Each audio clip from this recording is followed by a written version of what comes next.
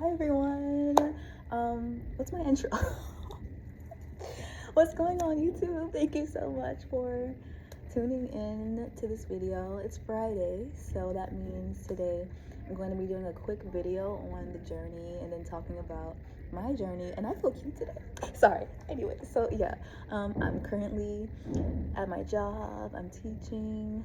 Well, not currently teaching. I have a planning period right now, but this is the perfect environment, I feel like, to talk about the journey.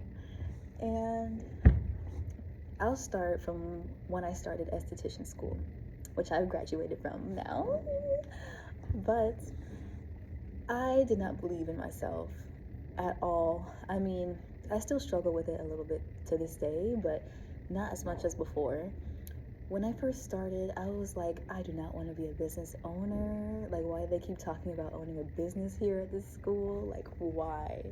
I'm just like, I don't see myself doing this. I'm probably just gonna work for under someone for the rest of my life. But no, like, Yah had bigger plans for me. When I say Yah, I mean Yahuwah, Yahweh. He had bigger plans for me. So I was going through school. I was in there for like 2 years. I should have finished in 6 months. But that's why you shouldn't compare yourself to other people, because there was this girl who started 2 weeks before me, and she graduated in 6 months, but I graduated in 2 years. So that's what happens when you allow the spirit of delay to take hold of you and slow you down. But even when you do delay things, everything still, in some magical way, falls under divine timing. Because if I had graduated any sooner, I would not have gotten the knowledge that I have today, thanks to staying as long as I did, and meeting the people that I met who I needed to meet. Like my teacher, Miss Joy. If you're watching, I love you. You're amazing. You are the best teacher I've ever had.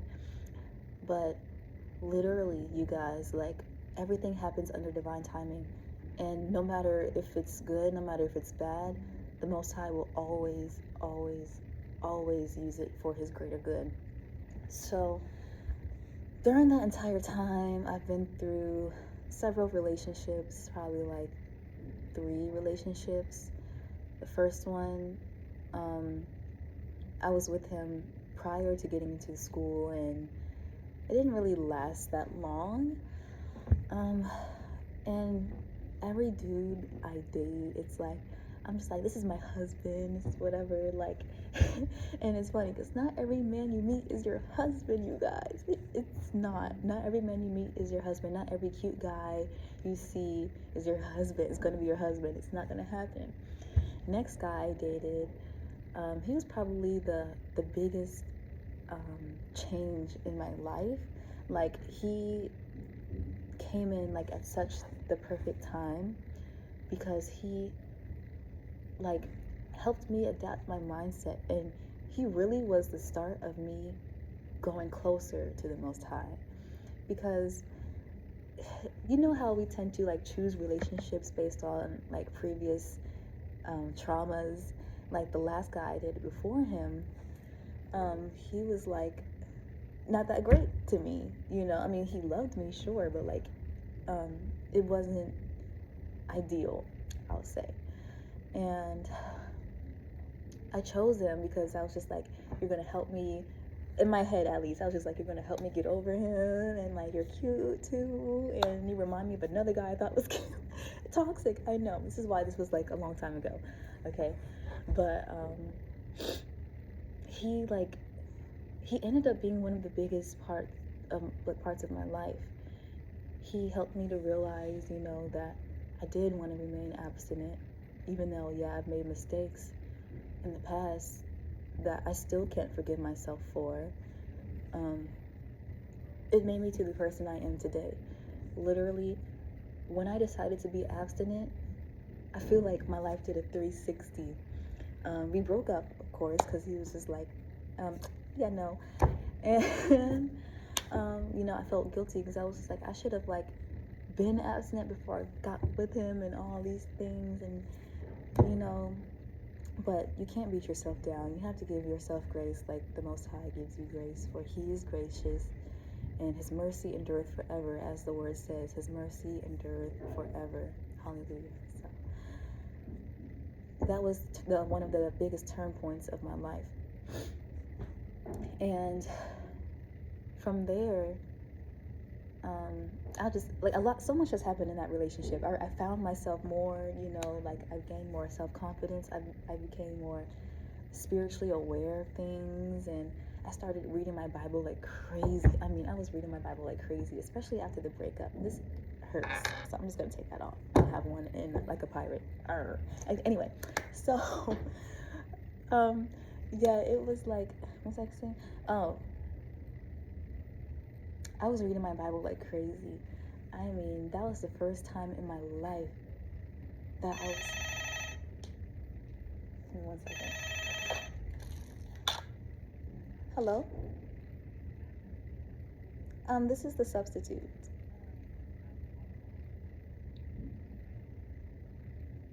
Oh, okay. I'm sorry. She left early. I'm sorry. All right. Thank you. Bye. Sorry. I don't want to edit this video, so. Anyway, so that's next door, I guess. So yeah, as I was saying, just fast forward pretty much. That was a big point in my life. That was a big moment. So from there, who was the next guy I dated? The next guy I dated, I dated him, I guess like a month after that breakup. And this is how you know, like, I hate to put it this way, this is how you know you don't really love yourself, when you just like hop from relationship, like you're relationship hopping, like job hopping, you're relationship hopping, instead of just taking the time to spend time with yourself and get to know yourself and understand that you need healing first, because you can't be half of a person trying to date a whole person. Because if you're half a person, you're only going to attract half of people. You're not going to attract full people, fully healed people, if that makes sense. Because why would a healed person, like, logically want to be with someone who's not healed, who doesn't know themselves, who doesn't love themselves, who doesn't understand themselves or know who they are? A healed person is going to want someone who they feel in their heart is up to their standards. And that's not like a narcissistic way. Like, it could just be like, I'm healed, so I want someone who doesn't yell at me all the time, even though like they don't mean it. They had a traumatizing past or whatever. Like, I just don't want someone that yells at me because I don't deserve to be yelled at. That's an example of like one standard. And so a healed, a half person, a person that's not fully healed, might struggle with communication. And a healed partner is not going to want that necessarily. They might want to be your friend, or they might want to be your therapist, but they might not want to have a long life with you. So that's why it's important to realize ahead of time, so that you can avoid all these disasters from coming, and pay attention to the signs. Pay attention to all the signs. Watching the signs, paying attention to the signs, getting out of your head, taking yourself out of your own body, out of your own mind, and placing yourself into reality, into the present moment, and grounding yourself and meditating. These things is what's going to help you be aware of your situation, what to avoid, and how to discern things. So, you guys, what I'm really trying to say is, you need to take the time to learn yourself, essentially. And that's what I had to do. I didn't understand that when I was dating my ex. After the one that changed my mindset and stuff, and the abstinence, that ex, he like, not to say he didn't love me, like, not to say any of these guys I dated didn't love me. It's just, a lot of people don't know how to love, or a lot of people don't know how to love in the way that you need to be loved, the way that you're created to be loved, because everyone needs to be loved a certain way. And in my opinion, there's only one right kind of love, and that comes from the Father himself. And anyone who's a child of him, anyone that works, that allows him to work through them, they are the only people I feel like are capable of giving the right kind of love. And that's not to say an atheist or any other person that doesn't believe in the Father can't give love, but you have to ask yourself, where is that love coming from? Where is that love coming from? Because God is love. Like, God is love. I don't know how else to put it. So if you don't have God in your life and you don't believe in him, your love is coming from somewhere else, and it's limited. God's love is unlimited. So it's coming from the right place. And from a limited perspective, once that love runs out, what's going to happen to you? What are you going to do? Are you going to snap? Are you just going to be like, I'm never going to love again. I'm never going to be nice to people again. I'm never going to be vulnerable ever again. Like, there's going to be a limit. You're going to reach your breaking point at some point, because you have nothing to fall back on. You have no supply you have nowhere to supply it from, because you've used all of your, what's the word I'm looking for? You've used all of your supply. You used all of your supply. Like, I have better words to use in my brain. I just can't even pull them to the front and use them. Like, I don't know. This is why writing is better. But anyway, essentially, he did not love me the way that I needed to be loved. I didn't realize the red flags. I didn't pay attention to them. Like, I noticed some red flags in the beginning, and my discernment was telling me, this guy's gonna break your heart. This guy's not gonna be the one. In the beginning, my discernment told me that. And you need to, if your discernment is strong like that, trust it. Because anything that comes from God, anything that comes from Yahuwah, comes with a sense of peace, comes with a sense of joy, calm. It's not going to be something that unsettles you. It's not going to be something that makes you feel like, oh, this is not going to be good. It shouldn't be like that. If it is that way, you need to pray about it immediately, and you need to wait for an answer. Don't just pray about it, think you have an answer, and then just do what you feel is right. Okay, you gotta know the answer, because if you seek, trust me, the word says, if you seek, you shall find. If you seek wisdom, wisdom shall find you. Okay, ask and you shall receive. But if you don't believe with your whole heart that you will receive the thing, then why would he give it to you? It's like me saying, like, I don't know what these are. I guess some kind of like school money. Okay, it was just here on the desk. Like, that's it. That's like someone coming up to you, and like you see them with the money, and you're like, can I have some of that? But you don't really believe that they'll give it to you. You're just like, they're not gonna really give that to me. And they're like, do you think I'm gonna give you some money? And you're like, and then you're just like, probably not, but and they're like, then I'm not gonna give you any. It's a weird example, but it's like, why should I give you something that you don't believe I'm gonna give to you? Like, why should I give it to you if you don't believe it? But if you say, like, I think you will give me some, at least a little bit. You have a lot here. Like, you might give me some of it, I feel like. And they're like, you're right. Here you go. So, I don't know, you guys. Anyway, so yeah. Point is, trust your discernment, but to not stray too far from the message, because I don't want to make this video too long. I have third period coming up soon. I really want to be more in depth about this, though, because this is an important topic, and pretty much I say all of this to say all of those moments, even school, leading up to now, back then I did not believe in myself at all, and I didn't know where I was going to be. I would have never foresaw me being a teacher. I would have never foresaw me actually owning a business, having a YouTube channel. Even though I always wanted to have a YouTube channel, I never like saw myself actually like being this consistent with it, because I would start a channel and then like just not even follow through or have the motivation and discipline to edit videos and stuff like that. But I never would have seen these things. I never would have seen me working at Amazon. When I did work at Amazon, I was like, that job is too like advanced. It's too like only like smart people work there or something like that. I don't know. Which is so not true. But it's like, when you think about it, in the grand scheme of things, these things are so small. They're so minuscule, because each achievement that you achieve, the previous thing seems smaller and smaller and smaller and smaller. The Amazon job,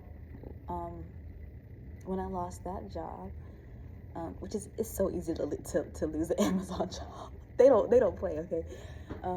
But once I lost that job, I was just like, you know what? That job was beneath me. Was I grateful for it? Yes. Am I still grateful for it? Absolutely. That job elevated me. That job makes my resume look better than it did, because I only had like restaurant jobs, retail jobs. The Amazon job like helped boost me up a little bit. So I was grateful for it, still am, but I realized at the same time I can do better, and I can do more, and I can have more, because of the Father who works through me, and because that I've been faithful to Him. And I do make mistakes, but I always remain faithful to Him, and He rewards that. He rewards that. I've been alone all my life. Not all my life. Of course, I've had people to help me, but what I'm saying is, like, I would have friends for a short period of time. They would leave. I'd be alone or friendless for a long period of time. I'd have a relationship, but in the relationship, I'd feel alone, and then that relationship would end, and I'd go through severe depression and all these things. But the word says in Psalms, Father, you are all I need. I get my joy from you. You are all that I seek. People hate me. People ignore me. People don't seek out after me. People just walk right past me. The word says this. This is David talking, of course. And he was just like, but I realize you are all I ever really want. You are all I ever really need. I don't even want myself as much as I want you. I could make my whole life about you and forget that I am a body. And I would be happy with that, because you give me all the fulfillment. Give me all the life. Just your presence, just knowing you exist, makes me want to do everything for you. Makes me want to be around you, just standing there, licking your feet. I don't know. That's so weird. Is it weird when it comes to God? I don't think so. Would you lick God's feet? Let me stop playing. Okay, but seriously though, like the point is, he always wanted to be around God, because David was healed. Of course, he was a traumatized person. We all know this. Anyone that reads the Bible knows that David is traumatized, but he's healed. He's saved, and he has nothing to worry about. He doesn't have to worry about being lonely. He doesn't have to worry about his enemies prevailing over him. He doesn't have to worry about that stuff, because he knows that he has, what's the word? What's the word? Refuge. I don't know. He knows that he can always seek a refuge in the Father. Okay. My brain is all over the place. And that's kind of where I'm at. That's where I've been at for a while, but it's not like I haven't been fully walking in that, if that makes sense. Like, I knew God was all I needed. I knew that Yah was all that I wanted. Everything that I was looking for in a relationship, in a friendship, in life, in myself, I find it in Him. I can find it in Him. But it's like my actions did not show that to him. You know, faith without works is dead.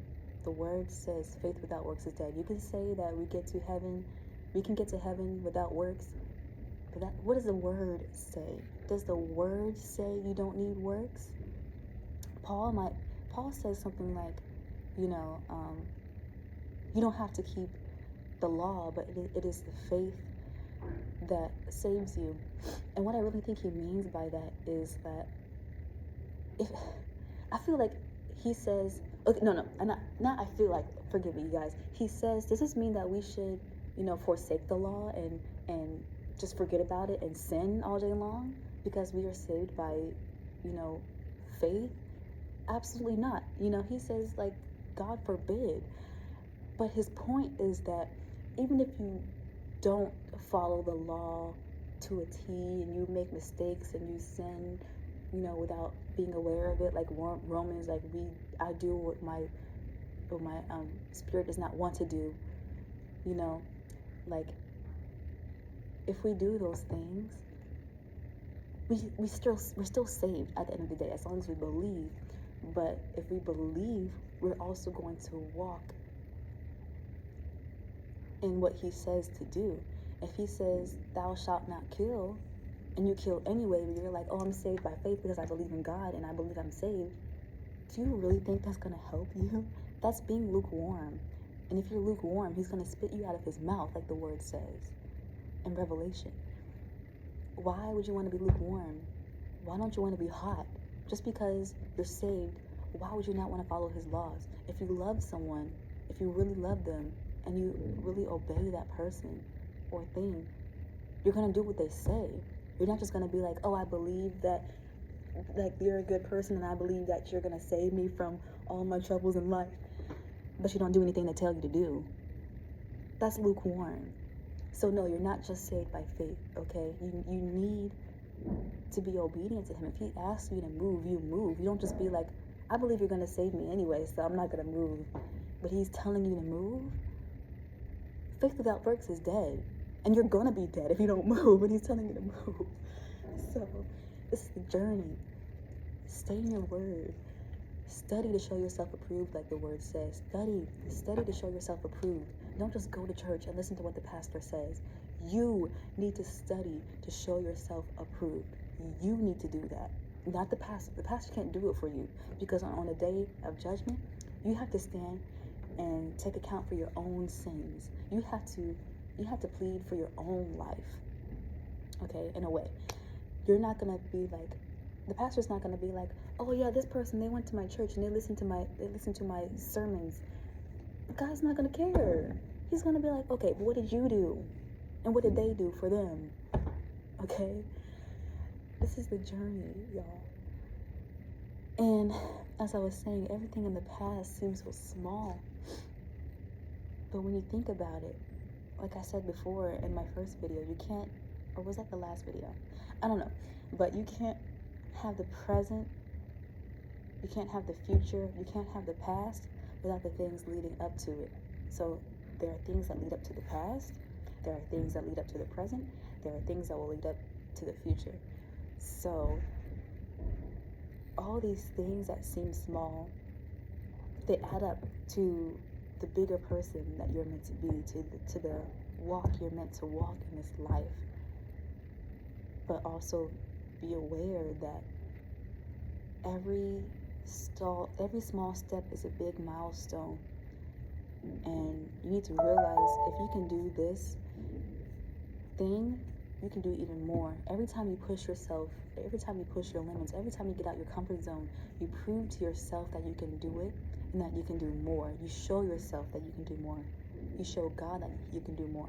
He knows you can do more, but he wants you to show him that. He wants you to show him that. So show him. Because you're going to be like, this wasn't that bad. This was so small. And then you're going to move on to the next thing. You're going to elevate even more and be like, remember when I was so worried about doing that thing before this? That's like so easy to me now. This is what I mean, y'all. So trust the journey, trust the process. You know that episode on SpongeBob where they were in like the wilderness or whatever, him and Patrick and Squidward, and they were just like, all hail the magic conch. Don't. That's idolatry. That is idolatry. That episode is evil.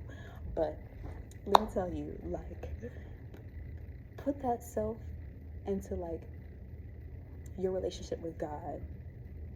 What did I just say? I feel like I just said something that didn't make sense.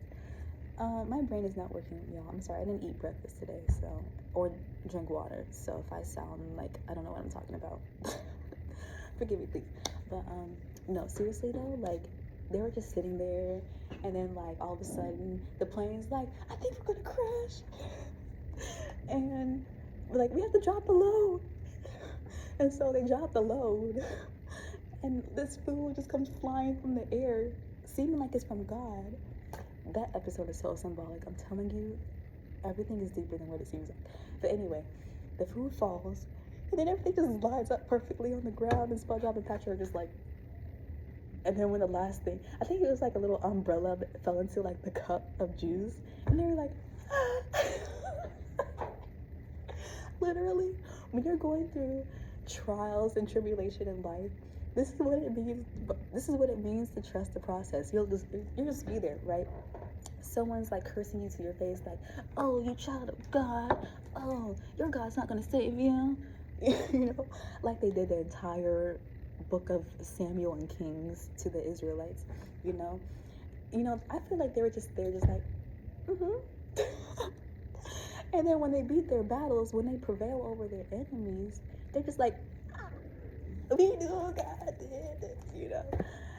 So, I'm having fun talking about this, but yeah, that's the point. So I'm gonna call this a conclusion, a concussion. I'm just kidding. I'm having a concussion right now because I need to eat. But okay, I'll stop playing. So anyway, thank you all for watching.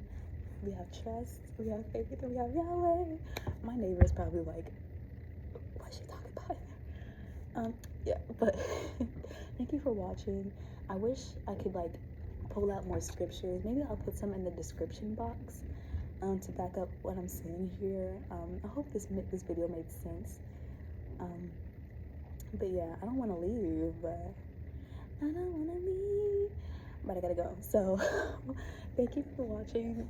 I love you guys, and we have trust, we have faith, we have Yahweh. Thank you. Bye.